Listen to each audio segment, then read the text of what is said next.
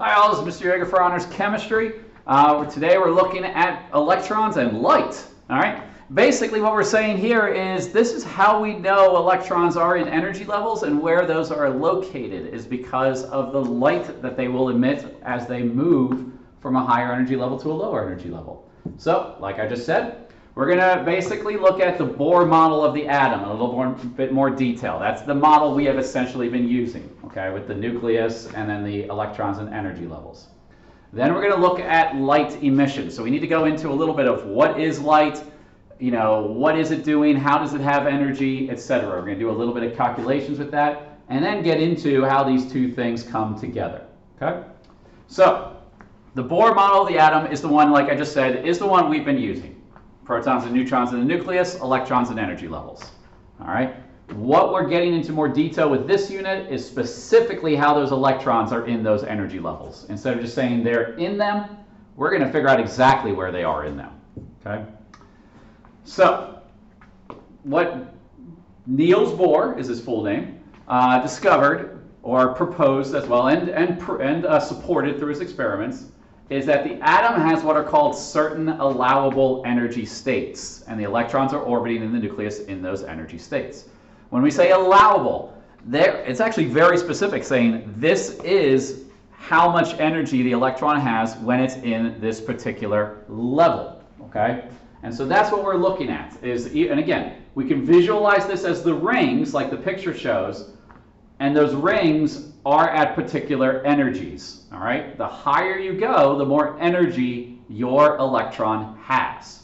And so you assign each of these energy levels what's called a quantum number, which the symbol for a quantum number is just simply n, and they can go from 1 to 7. It can actually go higher than that. We're only going to go 1 through 7. Electrons can jump higher out of 7 and into possibly 8 and so forth as well. But in general, we stick with 1 through 7. Okay? So, what happens here is there's two states that an atom can be in, or an electron can be in, when it's in the energy levels. One is called the ground state. The ground state is where all the electrons are where they should be, based on where we think they should be. If we fill it up appropriately, we fill up the energy levels appropriately. And it's the lowest allowable energy state of the atom. Everything is where it wants to be, and it's all happy. Again, I usually say when it's stable, the atom is happy. In an excited state, this is where the atom absorbs some energy, and when it absorbs some of that energy, those electrons are going to jump to higher energy levels. So kind of just to draw this out a little bit, okay? Let's say I have basically an atom here where it has a couple different energy levels, okay? And we have a couple electrons on the first energy level. We'll learn later that then we have, we fill up the next energy level with 8. Okay. And let's say, for instance, right now that, actually I'm going to get rid of one of these just to make it a little bit clearer. Let's say we have 7 electrons in the next energy level. There is this third energy level around it, but maybe there's no electrons to fill it yet because we want to fill up from lower to higher first. Well, if all of a sudden I send energy into this atom in some form, essentially heat, if I just heat the substance up, what I'll see happen is the electron will actually jump to a higher energy level. This one electron might all of a sudden, instead of staying on the second energy level, jump to the third energy level. Okay? It will jump that high.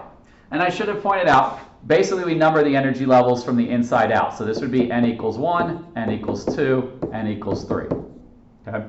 So this electron that was on n equals 2 jumps to n equals 3 when energy is added.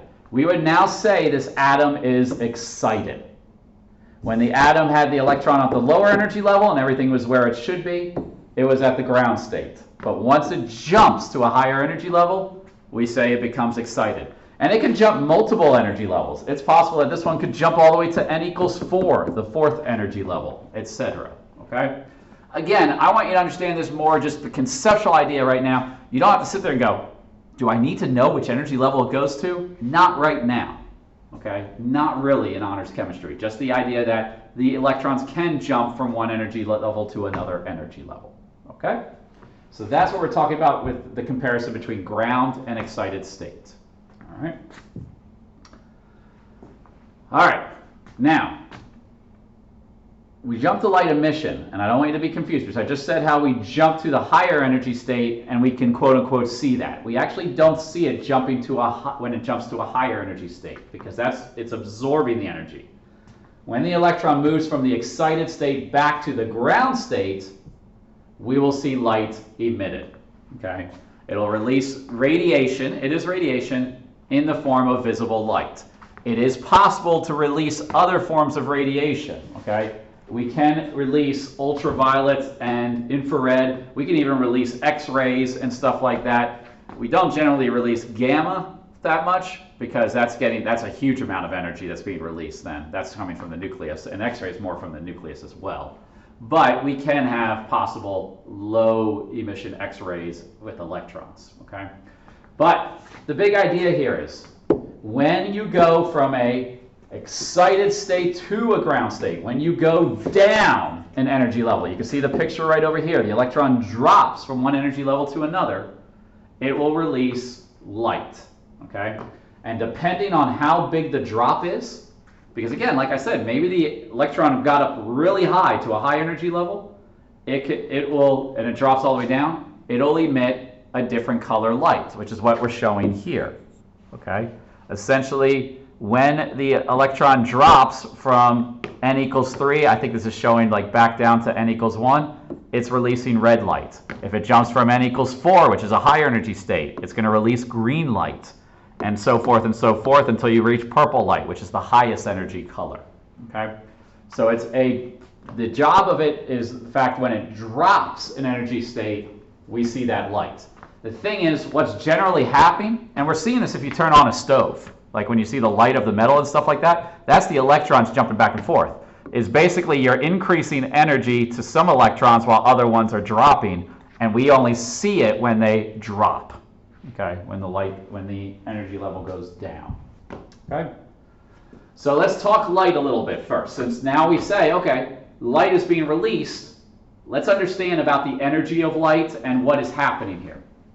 So, light is a form of electromagnetic radiation.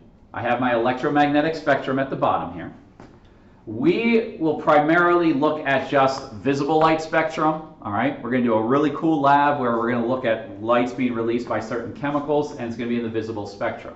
Okay, just so you know, white light is what we're seeing all the time. That's what's being released by the sun, essentially. That's what's being released by your electric lights and all that.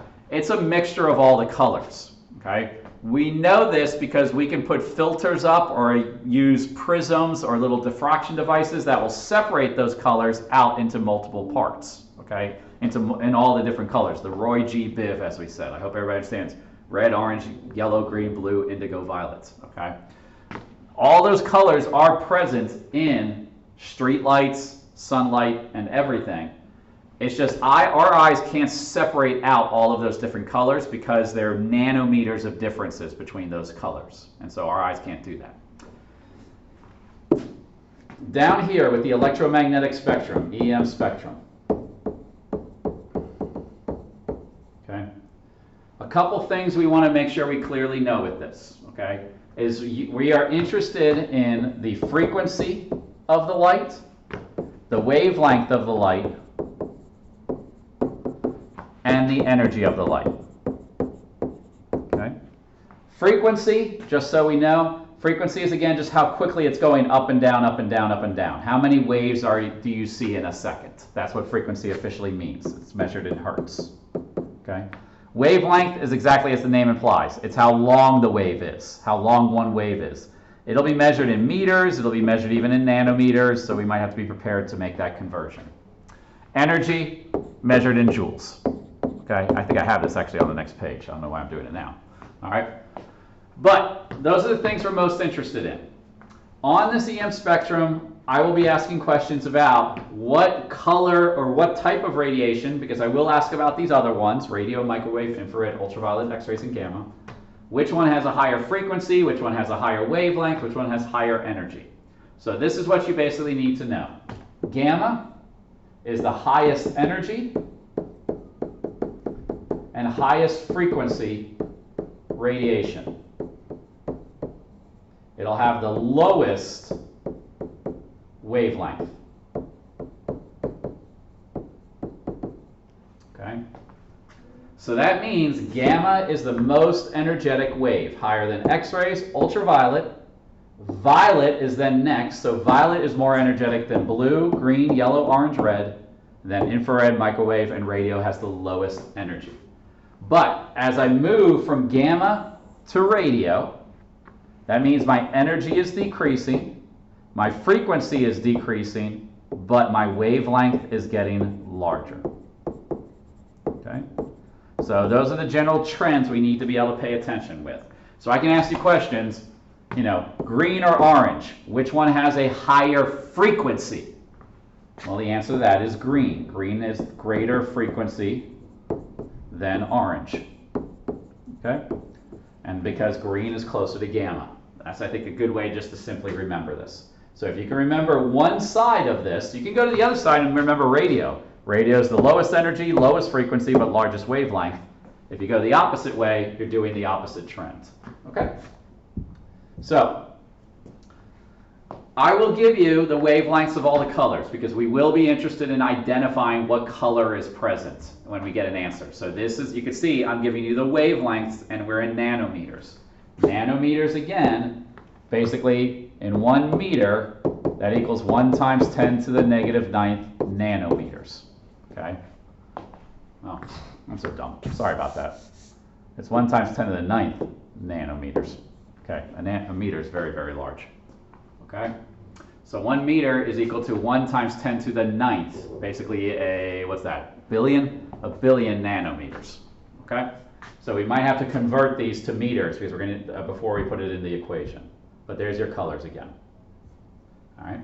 There are 2 equations to use with light. Okay? We got speed of light equals wavelength times frequency. The symbols for it is C equals this lambda guy. The lambda is a little funky symbol, and F. And the speed of light is constant. All radiations, gamma to radio, travel at 3 times 10 to the 8th meters per second. All the colors travel the same speed, 3 times 10 to the 8th meters per second. What's going to change is the wavelength and frequency, which now we can kind of understand this. If this is constant, if the speed is constant, and I increase my wavelength, I have to decrease my frequency. Okay? So that's where we get that relationship that wavelength and frequency are inversely related. Our second equation is for energy. Energy is equal to what's called Planck's constant times frequency. Okay?